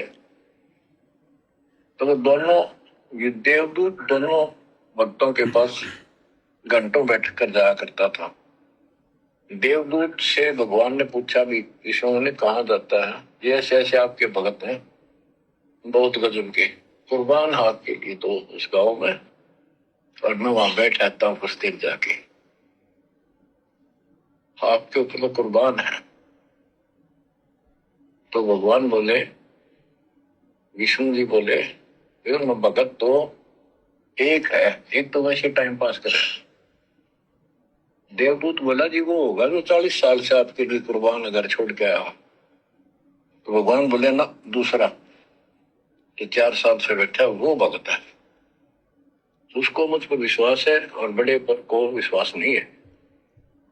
क्या कहा परमात्मा जी ने विष्णु रूप में सतगुरु रामपाल जी ने कि देवदूत उनमें भगत तो एक है, एक तो ऐसे डले ढोरा है। तो देवदूत ने सोचा कि भाई वो होगा परम भगत जो 40 साल से भक्ति कर रहा है, लंबी लंबी दाढ़ी मूछ वाला, और वो दूसरा तो अभी नया नया लगा है। तो बोला भगवान वो होगा जो 40 साल से लग रहा है। तो परमात्मा ने कहा कि नहीं, वो तो डले ढोरा डले, उसको विश्वास नहीं है, वो केवल तुझे भक्ति की वो क्रिया करता हुआ दिखाई दे रहा है टाइम टू टाइम, उसको अंदर से विश्वास नहीं है, अंदर से वो थोता है, थोता, केले के पेड़ की तरह। देवदूत को बात जमी नहीं। तो परमात्मा ने कहा कि देवदूत तुझे मेरी बात पर विश्वास नहीं है क्या? उसने कहा कि भगवान ऐसी बात नहीं है, आप जो कह रहे हो सत्य कह रहे हो, लेकिन मेरी बुद्धि छोटी है भगवान, आपके संकेतों को मैं नीच कैसे समझ पाऊं। अब भाई और बहनों, देवदूत ने उसको किस आधार से परम भगत मान रखा था? उसकी बातें सुन के, जो लंबी चौड़ी बातें किया करता था, उसकी वो दाढ़ी वाड़ी देख के, उसकी मूछ वास देख के कि भाई ये तो परम भगत है, 40 साल से देखो भगवान की भक्ति कर रहा है। ज्ञान आधार से नहीं मान रहा था देवदूत, विश्वास आधार से नहीं देख पा रहा था, बाहरी आवरण को देखकर। अब जैसे गुरुदेव ने एक सत्संग में बताया कि एक सत्संग में श्रद्धालु जाया करते थे और उसमें 2-3 महात्मा रहा करते थे, और संगत क्या करती थी, एक महात्मा के पास में ज्यादा बैठा करती थी, ज्यादा उसको चढ़ावा चढ़ाया करती थी, ज्यादा उसको दंडोत किया करती थी। तो जो दूसरे महात्मा थे उन्होंने विचार किया, भाई ये क्या हो रहा है, भक्ति तो हम भी कर रहे हैं, इसी आश्रम में रहते हैं, और वो तो हमसे जूनियर भी है, फिर ये सारे गांव वाले इसी के पीछे क्यों लग रहे हैं, सारा दान धर्म चढ़ावा पूजा पाठ इसी को क्यों कर रहे हैं? तो उसको पता चला, उसके रीजन का क्या पता चला कि भाई ये सबसे पहले उठ के नहा धो के और ये अपनी पूजा पाठ करता है। और गांव वालों ने पहचान कर रही थी कि बाहर जिसका लंगोट गीला होगा, जिसका लंगोट, पहले लंगोटी पहना करते थे, कि जिसका लंगोट गीला होगा और बाहर टंगा हुआ होगा, वो हाथ लगा के देख लिया करते थे सूखा है कि ये गीला है।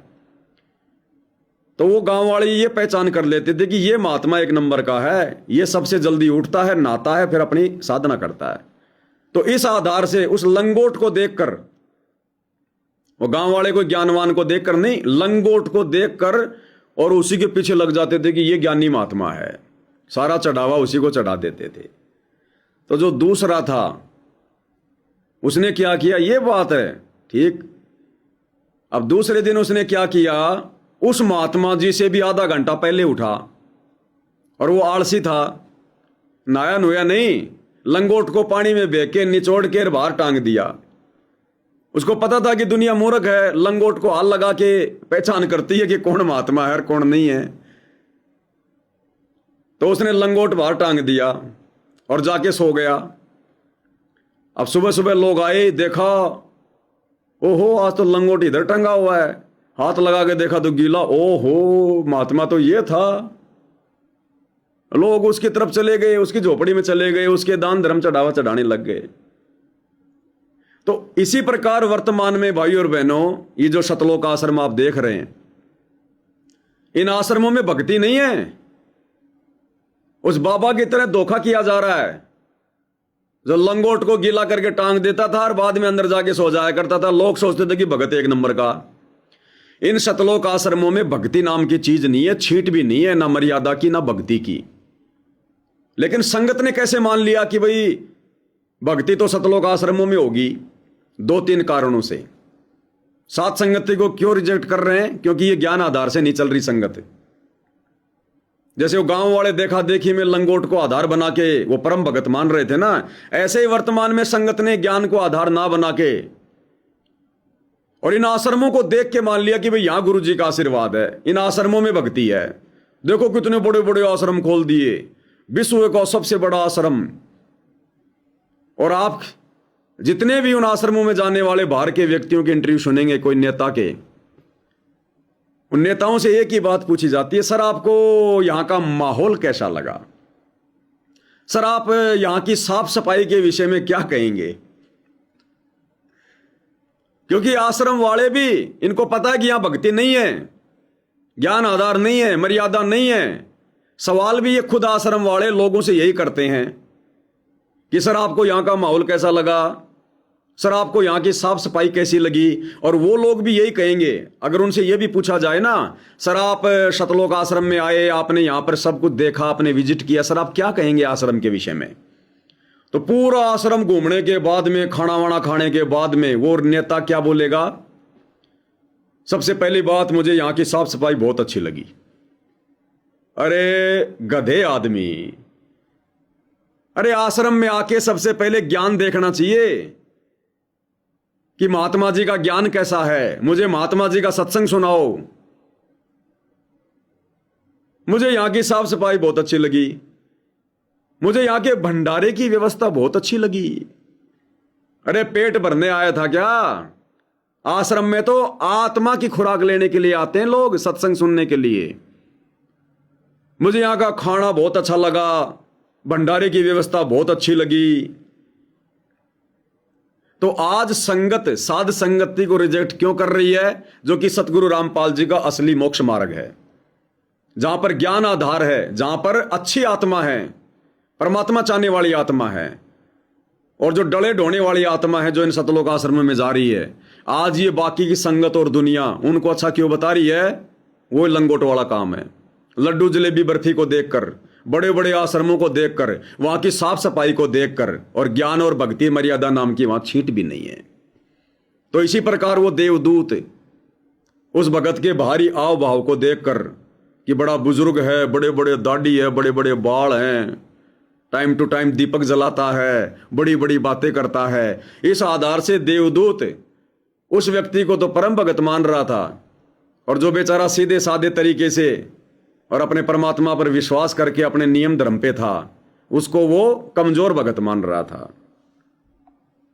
तो क्या कहा फिर परमात्मा जी ने विष्णु रूप में क्या कहा? ये बात उस देवदूत का गले नहीं उतरा, ये तो हो ही नहीं सकता। तो भगवान ने समझ लिया कि देवदूत ये विश्वास नहीं मेरी बात पे। तो विष्णु जी बोले, भाई एक काम करना देवदूत, आज तू लेट जाना समय से, बस जिस समय जाता है, और फिर वो पूछेंगे कारण लेट होने का, उनको फिर ऐसे बताना कि आज भगवान ने समय दे रखा था कि दोपहर को सुई की नोक में से, जिसमें धागा डर, सुई के नक्के में के सुराख में हाथी निकाल लेगा भगवान, और कहना कि मैं उसको देखने के लिए रुक गया और भगवान ने हाथी उसे सुई के नाके में से निकाल दिया। वो इसी तरह किया। देवदूत पहले उसके पास गया, बड़े के पास, क्योंकि उसको भ्रम था। तो विष्णु जी ने कहा था फिर ये देखना वो कौन क्या प्रक्रिया करता है, तुझे स्वयं फैसला हो जाएगा भगत कौन है। देवदूत उस बड़े के पास गया, उसने भी ये जाते कारण पूछा कि क्या बात, देवता से लेट हो गए, आपकी बहुत इंतजार थी और आपके साथ बैठकर भगवान की चर्चा करते थे, अच्छा समय व्यतीत होता था, क्या बात होगी, क्या कारण हो गया, लेट हो गया बस। देवदूत ने वही बताया कि आज दोपहर को भगवान ने एक लीला करनी थी, वो देख कर आया। तो भगत बोला क्या लीला की, कि कमाल कर दिया भाई, हद कर दी। भगवान ने एक हाथी को सुई के नक्के में से निकाल दिया।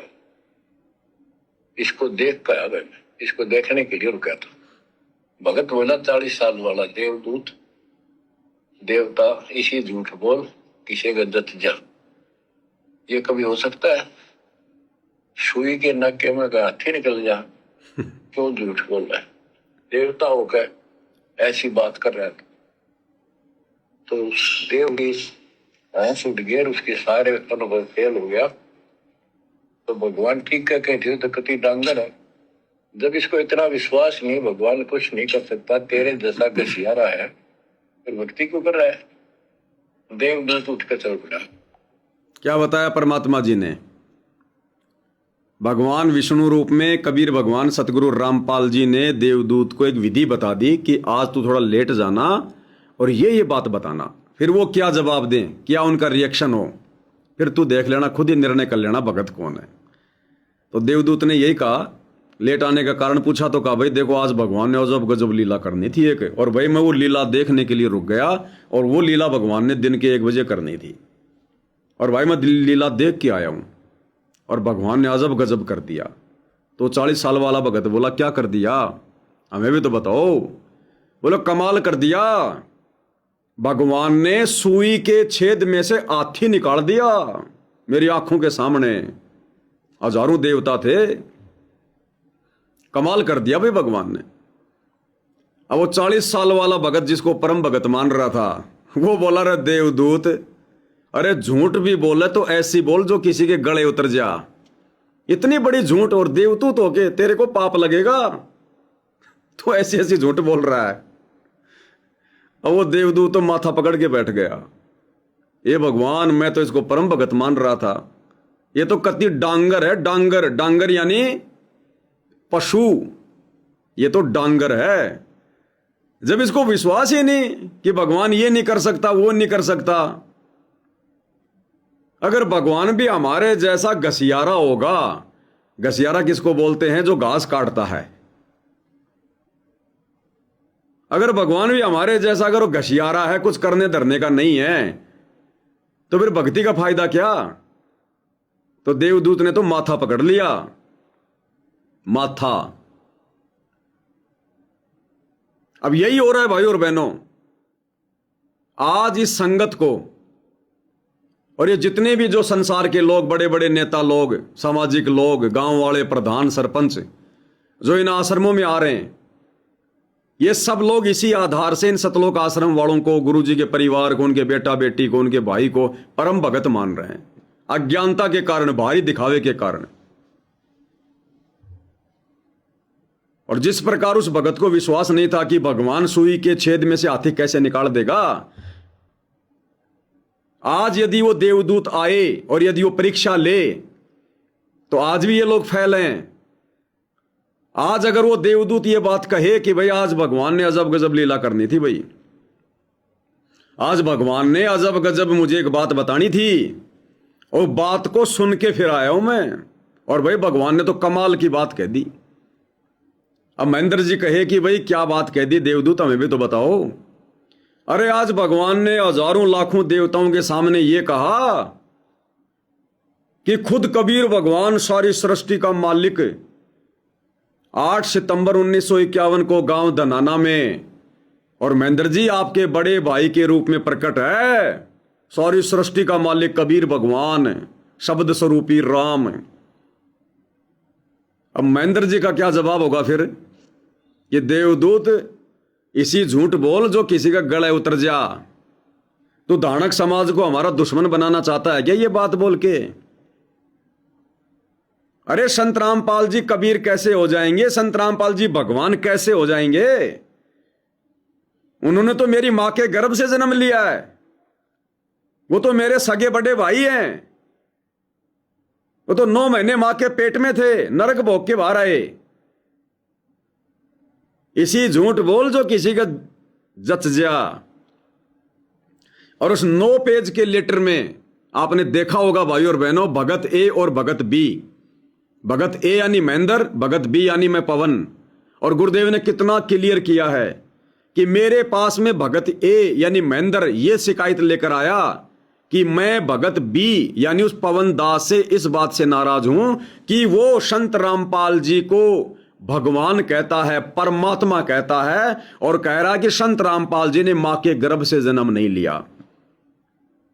और हमारे से यानी मुझ महेंद्र से धानक समाज ये सवाल कर रहा है कि तुम तो कहते हो कि कबीर जी ने मां के गर्भ से जन्म नहीं लिया, फिर तुम संत रामपाल जी को कबीर क्यों कह रहे हो? इन्होंने तो मां के गर्भ से जन्म लिया है। हमें धानक समाज को जवाब देना पड़ता है। ये उस लेटर की शुरुआत में महेंद्र ने सतगुरु रामपाल जी से सवाल किए हैं, जबकि गुरु से तो सवाल करना ही नहीं चाहिए। गुरु के सन्मुख वचन जो कहिए, सो शिष्य रहनी गहनी सुख लइए।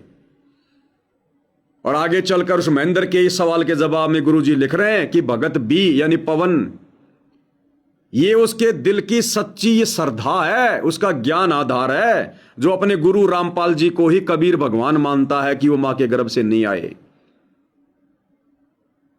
तो ये आज भी फैल है।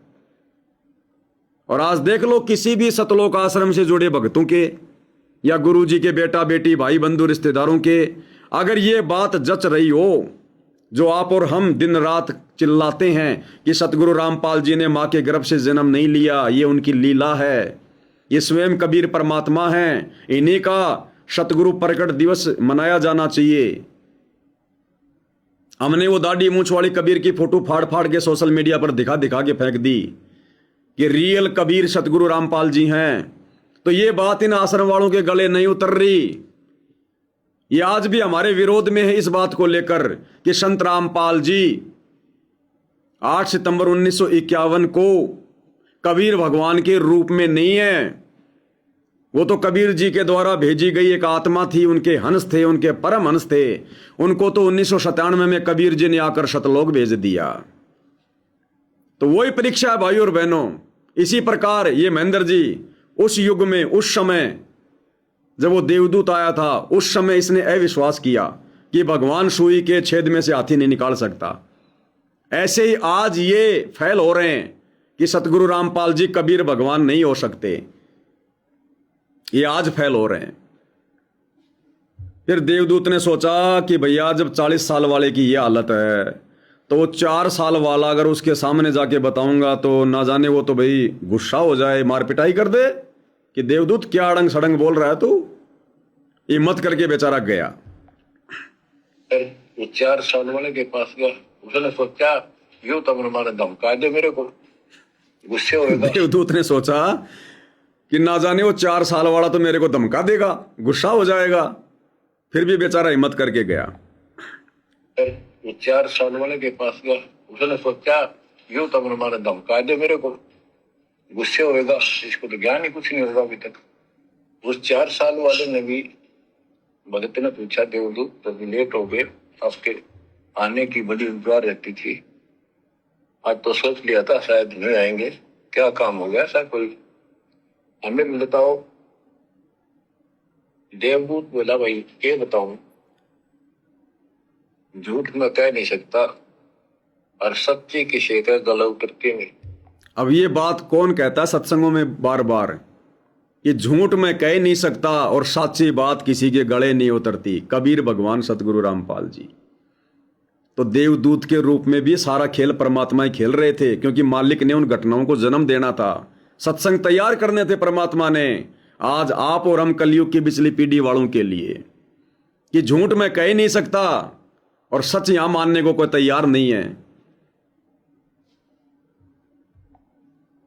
झूठ में कह नहीं सकता और सच्ची की शेखर गला उतरती में।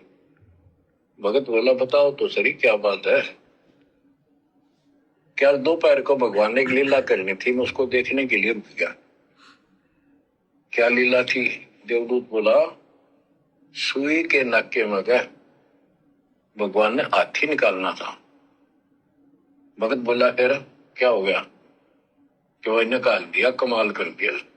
बोला बस भगवान ने निकाल दे, सारी पृथ्वी ने धरती न सुई के नाके में गए, आप हाथी में आश्चर्य कर रहे हो। तो देवदूत ने सीने से लगा दिया उस बालक को। तो बोला धन्य तेरे माता पिता जिससे जन्म हुआ। भक्ति कर विश्वास नहीं तो खाक भक्ति है वो। कह कबीर सुनो भी साधो मैं तो हूं विश्वास में। क्या कह रहे हैं परमात्मा जी? 4 साल वाले भगत को डरते डरते ये बात बताई गई कि कहीं ये मेरे को धमका ना दे, गुस्से में ना हो जाए। तो उसने कहा कि जी बताओ तो सही बात क्या है, क्या लीला कर दी ऐसी भगवान ने, हमें भी तो सुनाओ। बोला भाई आज भगवान ने सुई के छेद में से, सुई के नाके में से हाथी निकाल दिया, अजब कर दिया। तो 4 साल वाले भगत ने कहा कि ये कौन सा अजब कर दिया, ये भी कोई कमाल की बात हो गई। हाथी छोड़ भगवान निकाल दे सुई के छेद में से सारी धरती को, हाथी सौदा ही क्या है। उसी समय देवदूत ने उस भगत को अपने सीने से लगा लिया, प्रेम दिया और कहा धन्य तेरे माता पिता जिनसे तेरा जन्म हुआ। अरे भक्ति कर रहा और विश्वास नहीं, 2 आने की भक्ति नहीं उसकी। भक्ति करे बिन भाव रे सो कोने का जा, कह कबीर सुनो भाई साधो मैं तो हूं विश्वास में। तो ये खेल भाई और बहनों सेम टू सेम वर्तमान में हो रहा है। इस परीक्षा के समय में सेम टू सेम वही घटना घटित हो रही है। और इस समय गुरु को परमात्मा मानने को लेकर, गुरु को परमात्मा मानने को लेकर संगत में द्वंद्व छिड़ा हुआ है, और दूसरा गुरुद्रोही की परिभाषा को लेकर। और दोनों ही बातों में ये सतलोक आश्रम वाले विकेट पर विकेट गिराते जा रहे हैं, फेल होते जा रहे हैं। ये दोनों बातें इनके गले नहीं उतर रही, इनकी समझ में नहीं आ रहा कि ये खेल क्या चल रहा है। गुरुजी ने क्यों पवन दास को गुरुद्रोही कह दिया, किस आधार से कह दिया, जबकि आश्रम वालों को भी पता है। ये जो 90 डिग्री वाले जो प्रवीण जी थे, आजकल जो थोड़ा साइलेंट मूड में आ गए, इन्होंने जो 2-4 वीडियो बनाए थे, उस समय ये सतलोक आश्रम वाले उसके पास जाया करते थे उसको चुप करने के लिए कि भैया वीडियो मत बना, तेरे को जो भी चाहिए ले ले, वीडियो मत बना। तो जब वहां पर मेरी बात होती थी, मेरी बात जब वहां पर होती थी, एक बार ये राज कपूर और ये रामउतार राणा, ये दोनों गए उसके पास में उसको समझाने के लिए कि भाई आप वीडियो मत बनाओ, आपको क्या चाहिए बताओ, कोई मकान बनवाना है, कोई आपको कोई कोऑर्डिनेटर बनाना है, आपको क्या चाहिए। फिर मेरी बात चल गई, इन्होंने कहा कि आप तो उस पवन के चक्कर में आ गए, फलाना है, दिखना है। तो उसने कहा कि यहां पे पवन दास की तो कोई बात ही नहीं हो रही। फिर उस 90 डिग्री वाले ने मुझ दास को बताया, फोन पे बात हुई, बाद में सारी बातें उन्होंने मुझे बताई और कहा कि भगत जी और रामउतार राणा, राज कपूर भी ये कह रहे थे कि पवन दास है तो बहुत अच्छी आत्मा, पवन दास बहुत अच्छी आत्मा है, लेकिन गुरुजी ने उसको गुरुद्रोही घोषित कर दिया। नालायको, तुमने तो करवा दिया, अपनी तरफ से थोड़ी कर दिया गुरुजी ने, तुम लोगों ने तो करवा दिया झूठी शिकायतें करवा के। तो आत्मा भाई और बहनों इनकी भी नहीं मानती, मान ही नहीं सकती। इनको भी पता कि पवन दास 1 नंबर का आदमी है। जब कजोड़ भगत जी 2022 में परीक्षा हुई, जब ये सतलोक आश्रम सोजत में जाने लगे, तो वहां एक बार इनकी महेंद्र जी से मुलाकात हो गई, क्योंकि ये सतलोक आश्रम वाले जब कजोड़ जी जाते थे तो थोड़ा उनको महत्व दिया करते थे कि भाई 100-150 भक्तों को तोड़ के ले आए तो इनको थोड़ा सा विशेष महत्व देने लगे। ये पवन दास से दूर हो गई संगत धीरे धीरे। तो महेंद्र जी के पास में सारे बैठे हुए थे, बात चल गई ऐसी। तो कजोड़ जी ने पूछ लिया कि फिर ये पवन दास का क्या मसला है। तो महेंद्र जी ने कहा कि पवन है तो बहुत अच्छी आत्मा, बहुत अच्छा भगत है, लेकिन गुरुजी ने उसको गुरुद्रोही घोषित कर रखा है। लेकिन गुरुजी ने गुरुद्रोही घोषित कर दिया। अरे नालायकों, जब तुम्हारे अनुसार तुम्हें पक्का विश्वास है कि मेरे को गुरुजी ने गुरुद्रोही घोषित कर दिया, फिर तुम मेरे को अच्छी आत्मा क्यों बता रहे हो? तुम्हें अपने गुरु के वचन पे विश्वास नहीं है क्या? फिर अगर गुरु ने कह दिया कि पवन गुरुद्रोही, फिर भी कह रहे हैं कि पवन अच्छी आत्मा है, तो ये ना घर के ना घाट के भाई और बहनों, ये ना नास्तिक ना ये आस्तिक, ये धोबी के कुत्ते के बराबर हैं ये शतलोक आश्रम वाले। ये हालत है इनकी। इनको पता है अंदर से कि सात संगति सही चल रही है, याम आश्रम वाले सही चल रहे हैं, लेकिन अब ये फंस गए पूरी तरह से। इनको काल ने इस कदर फंसा दिया मकड़ी के जाल में, जैसे कोई जानवर कोई फंस जाता ना, कोई मक्खी मच्छर वगैरह, फिर वो निकल नहीं सकता, हाथ पैर ही मारता रहेगा और आके मकड़ी फिर उसको अपना भोजन बना लेगी। तो इस काल के द्वारा बुने गए जाल में ये सतलोक आश्रम वाले इस कदर फंस चुके हैं। ये ना आस्तिक ना ये नास्तिक, ये धोबी के घाट वाली इनकी स्थिति हो गई, धोबी के कुत्ते वाली। आत्मा जो इनकी कहती है कि वो भगत बहुत अच्छा है, सही कर रहा है, जो कर रहा वो मार्ग वही है, लेकिन इनके स्वार्थ ने, इनकी मनमानियों ने, इनके बुरे संस्कारों ने जबरदस्ती मेरी झूठी शिकायतें ले जाकर गुरुजी से मुझे गुरुद्रोही घोषित करवा दिया। अब ये मानने को तैयार नहीं है, क्योंकि अब इनके संस्कार हो गए खत्म, काल बैठ गए इनकी बुद्धि पे। अब इनमें आ गई मान बढ़ाई, राग द्वेष ईर्ष्या। और मालिक कहते हैं कि राज त्यागना सहज है, सहज नारी का ने, मान बढ़ाई ईर्ष्या दुर्लभ तजनाइए। जब मुझे गुरुद्रोही घोषित किया गया, एक भगत ने मेरी प्रार्थना लगवाई गुरुजी की बेटी के माध्यम से हिसार जेल में। तो गुरुजी की बेटी की ऑडियो आपने सुनी होगी मंजू की। उसमें भी मंजू क्या कह रही है कि गुरुजी ने पवन को गुरुद्रोही घोषित नहीं किया, वो बहुत अच्छी आत्मा है। गुरुजी कह रहे हैं मेरा बहुत अच्छा भगत है, वो गुरुद्रोही नहीं है।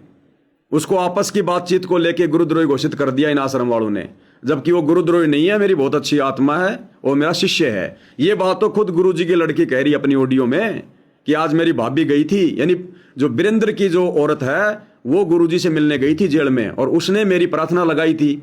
उसने आकर फिर मंजू को बताई ये बात कि गुरुजी ने ये आदेश दिया है। तो पता इन सबको है भाई और बहनों क्या सच है और क्या गलत है, लेकिन अब ये काल के अधीन है। अब ये अपनी मर्जी नहीं कर सकते, क्योंकि अपनी भक्ति नष्ट कर चुके हैं, संस्कार ये अपने नष्ट कर चुके हैं। अब ये चाहते हुए भी सीधे रास्ते पे नहीं आ सकते। ये चाहते हुए भी काल के जाल में जो फंसे हुए ना, ये चाहते हुए भी वापस नहीं निकल सकते। अब बुराई में जाना बहुत आसान है, बाहर निकलना उतना ही मुश्किल है। अब ये सिर्फ फड़फड़ा रहे हैं, इनको पता है अंदर से ये लोग असहज महसूस करते हैं अपने आप को, अंदर से बिल्कुल खोखले हो चुके हैं ये सारे गुरुजी के परिवार वाले, कोऑर्डिनेटर। संगत भी धीरे धीरे खोखली होती जा रही है इनके कहने से, मर्यादा तोड़कर। और एक दिन ऐसा आएगा, या तो ये भक्ति मार्ग से हट जाएंगे, और यदि कोई इनका अच्छा संस्कार होगा तो परमात्मा उन आत्माओं को साथ संगति से जोड़ देगा। अन्यथा ये घर के रहेंगे ना घाट के, धोबी के कुत्ते वाली हालत इन लाखों करोड़ों लोगों की होने वाली है। तो जब देवदूत ने देखा और अपने सीने से लगा लिया और कहा धन्य तेरे माता पिता जिनसे तेरा जन्म हुआ, फिर मालिक कह रहे हैं कि भक्ति कर रहा और विश्वास नहीं, और वर्तमान में भक्ति भी कर रहा और विश्वास नहीं, वो भी अपने गुरु पे, जो गुरु भक्ति का मूल है, भक्ति का आधार है, फाउंडेशन है भक्ति की। नींव जितनी मजबूत होगी मकान उतने अच्छे बनेंगे ऊपर। तो गुरु तो भक्ति की नींव है, और यदि नींव ही आपकी कमजोर है, आपने गुरु को ही मानुष मान लिया, गुरु को परमात्मा नहीं माना, तो भक्ति आगे कैसे चलेगी, कैसे बनेगी। तो गुरुदेव कहते हैं, कहे कबीर सुनो भाई साधो मैं तो हूं विश्वास में, विश्वास के बिना भक्ति नहीं बनेगी। और विश्वास किस पर? अपने गुरु पर। क्या कह रहे हैं मालिक आगे? तो अपने परमात्मा की विज्ञापन अविश्वास नहीं होना चाहिए। और ये धीरे धीरे आपके साथ भी परमात्मा ऐसी लीला करते रहेंगे और कर भी दी होगी, और ना भी हो तो इतने सारे प्रमाण दिए जाते हैं, विश्वास कर लेना। गुरुदेव कह रहे हैं ये विश्वास धीरे धीरे आप आत्माओं के साथ भी होगा जो आप भक्ति पर लगे हुए हैं, आपको दृढ़ करने के लिए। और ऐसी घटनाएं, चमत्कार आपके साथ में हो भी चुके होंगे। गुरुदेव कह रहे हैं कि बहुत सारी घटना आप लोगों के साथ में घटित हो भी चुकी होंगी। किसी को कैंसर से बाहर निकालना, किसी के भूत प्रेत की बाधा ठीक हो जाना, या और किसी प्रकार से परमात्मा ने किसी को काम धंधे में कोई लाभ देना, किसी के बेटा बेटी नौकरी लग जाना। तो गुरुदेव कहते हैं बहुत सारी घटना, चमत्कार, लीला आपके साथ भी हो चुके होंगे। और यदि किसी के साथ नहीं हो रहे हैं तो मायूस मत होना, निराश मत होना, भक्ति पर लगे रहना। मोक्ष मुक्ति इसी प्रकार से होगी। आपके साथ वो घटनाएं क्यों घटित नहीं हो रही, वो चमत्कार आपके साथ क्यों नहीं हो रहे जो दूसरों के साथ हो रहे हैं, उसका रीजन होता है परमात्मा आत्मा की दृढ़ता के आधार से सारे काम करता है। जो पहले से जो दृढ़ हैं, जो मजबूत हैं, उनके साथ परमात्मा इस प्रकार के चमत्कार नहीं करता जो प्रत्यक्ष में होते हैं। मालिक को पता है कि ये मेरी दृढ़ आत्मा है, और जो कमजोर आत्मा होती है उसके साथ परमात्मा ज्यादा चमत्कार करते हैं, ज्यादा उसको शोपन में दर्शन देते हैं। आज जैसे बहुत सारी माता बहनें हैं या बहुत सारे भाई हैं जो अपने घर में, परिवार में, कोई अपनी औरत के साथ में, कोई अपनी पत्नी के साथ में भक्ति मर्यादाओं को लेकर संघर्ष कर रहे हैं। अब वो भाई बहन नादानी में सोचते होंगे कि भगवान ये सारा संघर्ष हमारी जोड़ी में आ गया क्या, और भी तो भगत हैं संगत में, ये सारे दुख हमारे ऊपर ही आ गए क्या। वो दुख नहीं है, वो संघर्ष परमात्मा ने जानबूझकर तुम्हारी जोड़ी में डाले। वो चाहता तो भाई वो तुम्हारे संस्कारों को खत्म भी कर सकता था, जैसे दूसरे कमजोर भक्तों के संस्कारों को चमत्कार दिखा दिखा के जो है परमात्मा समाप्त कर रहा है। वो परमात्मा चाहता तो तुम्हारे भी कर सकता था सारे काम सही, लेकिन क्यों नहीं कर रहा? क्योंकि मालिक ने तुम पर विश्वास किया कि ये मेरी दृढ़ आत्मा है, ये आत्मा संघर्ष अवश्य करेगी, ये आत्मा हार मानने वालों में से नहीं है। तो गुरुजी संघर्ष भी उन्हीं भक्तों की जोड़ी में डालते हैं जिन भक्तों पर गुरुजी विश्वास करते हैं कि ये आत्मा मेरी संघर्ष को अवश्य पार करेगी, ये डरने वालों में नहीं है, घबराने वालों में नहीं है, ये हार मानने वाली आत्मा नहीं है, ये मर्यादाओं के लिए घर में, परिवार में, समाज में, रिश्तेदारी में ये जरूर ज्ञान आधार से संघर्ष करेगी। तो संघर्ष भी परमात्मा उन्हीं आत्माओं की जोड़ी में देते हैं जिन पर भगवान को विश्वास होता है। तो संघर्ष से डरना नहीं, और ये संघर्ष है तो समझ लेना हम भगत हैं। जिसके जीवन में संघर्ष नहीं वो भगत नहीं है, वो अंदर से खोखला है। संघर्ष हमारे को मजबूत करेगा। ये परिस्थितियां जो तरह तरह की हमारे सामने जो प्रकट हो रही है ना, जिनसे हमारे को संघर्ष करना पड़ रहा है, ये संघर्ष ही तो हमारे को मजबूत करेगा। अरे जिस चोहे ने, जिस लोहे ने ना आग की वो तपन सही, ना जिसने घण की चोट सही, उस लोहे का क्या बनेगा? कोई औजार नहीं बनेगा, वो 50 रुपए किलो में बिकेगा। और जिसको लोहार ने चोट मार मार के, आग में तपा तपा के, जिसकी छोटी छोटी चिमटी बना दी, कोई चम्मच बना दी, वो एक एक चम्मच 50-50 रुपए में बिकती है, 20-20 ग्राम की एक एक चम्मच 50-50 रुपए में, क्योंकि उसने संघर्ष को सहा है। परमात्मा कहते हैं जलाऊं भी, तपाऊं भी, चिमटे से खाल उतारूं, फिर भी जो ले नाम हमारा उसको पार उतारूं। तो जलाना, तपाना और चिमटे से खाल उखाड़ना, जलाना और तपाने का मतलब है घर परिवार में संघर्ष, भक्ति मर्यादाओं को लेकर, विषय वासनाओं को लेकर। और चिमटे से खाल उतारूं यानी कोई तुम्हें ताने मारेगा, कोई तुम्हें गालियां निकालेगा, कोई गुरुजी के बारे में कुछ कहेगा, कोई हमारे को व्यंग कसेगा। तो परमात्मा कहते हैं जलाऊं भी, तपाऊं भी, चिमटे से खाल उतारूं, फिर भी जो ले नाम हमारा, फिर भी जो इस भक्ति पर दृढ़ रहेगा उसी को पार उतारूं। तो ये तो पहचान है कि परमात्मा तुम्हें पार करना चाहता है संघर्ष में डाल के, ताकि तुम्हें घर परिवार, रिश्तेदार और इन रिश्ते नातों की हकीकत का पता चले। हमारे अंदर कुछ कमजोरियां हैं, परमात्मा वो संघर्ष करवाकर उन कमजोरियों को हमसे दूर करना चाहता है। किसी का अपने पति के साथ में संघर्ष है तो किसी का अपनी औरत के साथ में संघर्ष है। मालिक को पता है कि ये आत्मा आंतरिक तौर से एक दूसरे में फंसी हुई है, इनका मोह भंग करना अति आवश्यक है, वरना अंत में ये भगत को ले डूबेगी। तो परमात्मा जी उस घर में ऐसी परिस्थितियां पैदा कर देंगे, कुछ जानबूझकर, कुछ उनके पिछले संस्कार की होती है। वो पत्नी जो अपने पति से इतना प्यार किया करती थी, वो पति जो अपनी औरत से इतना प्यार किया करता था, इतना विश्वास किया करता था, अब जब भक्ति मर्यादाओं को लेकर संघर्ष शुरू होगा और वो पत्नी अपने पति की उन बातों को नहीं मानेंगी जो बातें ज्ञान विरुद्ध हैं, या वो पति उन बातों को नहीं मानेगा जो बातें उसकी पत्नी की ज्ञान विरुद्ध हैं, आपस में उनका मोह भंग होगा। उनको हकीकत का पता चलेगा कि भैया कोई किसी का पति नहीं, कोई किसी की पत्नी नहीं, ये सब दिखावे हैं, सब कुछ नहीं, अरे बाढ़ में जाओ। ये मालिक की बहुत बड़ी मेहर हो रही है। किसी का अपने बेटे में मोह है, किसी का अपनी बेटी के प्रति मोह है, किसी का अपने माता पिता के प्रति मोह है। और जब हम भक्ति पर लगते हैं तो वो बेटा बेटी भी उनके दुश्मन हो जाते हैं। तब उस माता पिता को पता चलता कि यहाँ कोई किसी का बेटा नहीं है। अगर मेरा बेटा होता तो मैं तो मोक्ष के लिए भक्ति कर रहा हूं, ये भक्ति में सहयोग करता, ये तो बाधा उत्पन्न कर रहे, तो काल का दूत है। तो परमात्मा उस संघर्ष में डाल के हमें भगत बना रहे हैं ताकि हम यहीं पर ना फंस जाएं काल के जाल में। तो हमने तो खुश होना चाहिए कि परमात्मा संघर्ष दिए रहना, यदि आपकी मर्जी है तो संघर्ष दिए रहना। लेकिन गुरुदेव एक अर्ज है, आप एक पल के लिए भी दूर ना हो जाना। कितना ही संघर्ष दे दो भगवान, लेकिन संघर्ष को सहन करने की हिम्मत भी आप ही दोगे। आप पल पल साथ रहना परमात्मा।